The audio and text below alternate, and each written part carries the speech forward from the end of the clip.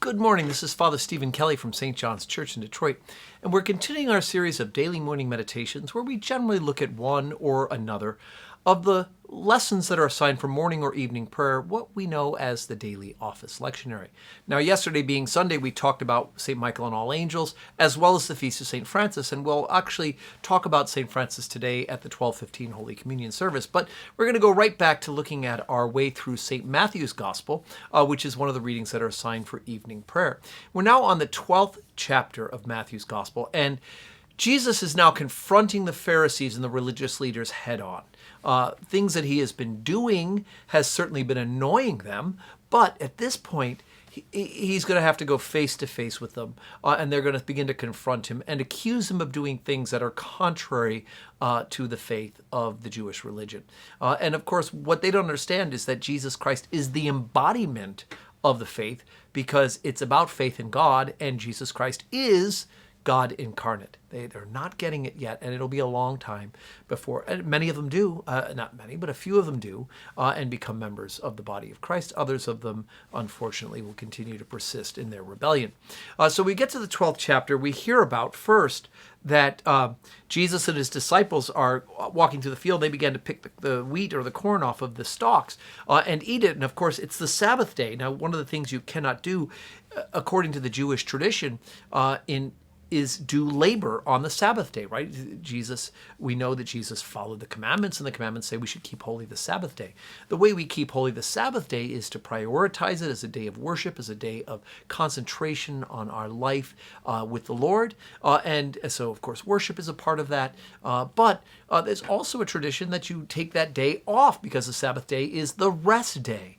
So you shouldn't be going to work 7 days a week. I know some of us have had to do that for the financial reasons, but God knows how you're wired, and he knows that you both need a break and a day of recreation, because on the seventh day, God rested after he created the world. But he also knows that you need a day to refocus, and part of that refocusing is to do work of the Lord.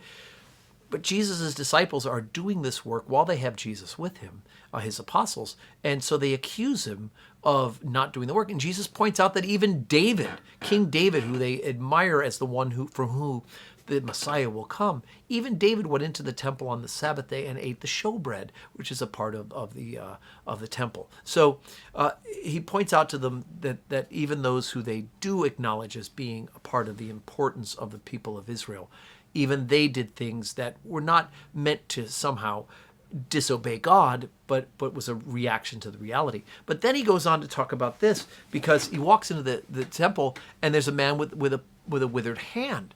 And so Jesus uses this as an opportunity to get them to think about the importance of what the Sabbath means in relationship to God. The Sabbath is not about human beings being strict about the rules, although there are certainly things that we should and shouldn't do on the Sabbath day.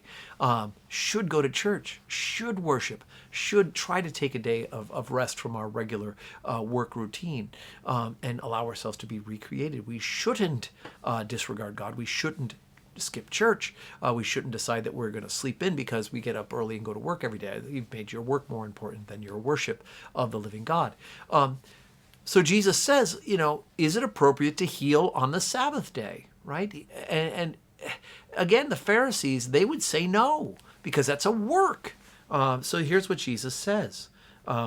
Behold, there was a man which had a hand withered, and he asked them, saying, is it lawful to heal on the Sabbath day? That they might accuse him. And he said unto them, what man has there among you that has one sheep, and if it falls into a pit on the Sabbath day, he will not lay hold of it and lift it out? How much is a man better than a sheep? Wherefore it is lawful to do well on the Sabbath days. Then saith he to the man, stretch forth thine hand. And he stretched it forth, and he was restored whole, like as the other. So of course Jesus says, look, let's not be hypocrites about this. It's always good to do good on the Sabbath day. You've got to rescue your sheep. You can't let it sit in a pit overnight. It's dangerous for the animal, right? And if we would do that for the animal, then for the love of God and for the love of man, we should certainly take the opportunity to heal on the Sabbath day. In other parts of the Gospels, Jesus accuses them because he says, look, you'll circumcise on the Sabbath day. That's a work, but it's a keeping of a religious good for the Jewish people. We don't have to do that anymore as a part of our religion.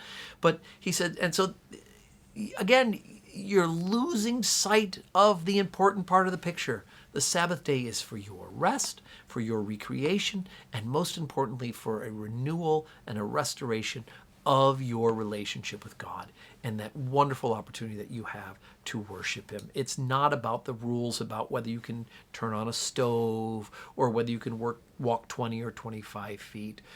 That's not the issue, folks.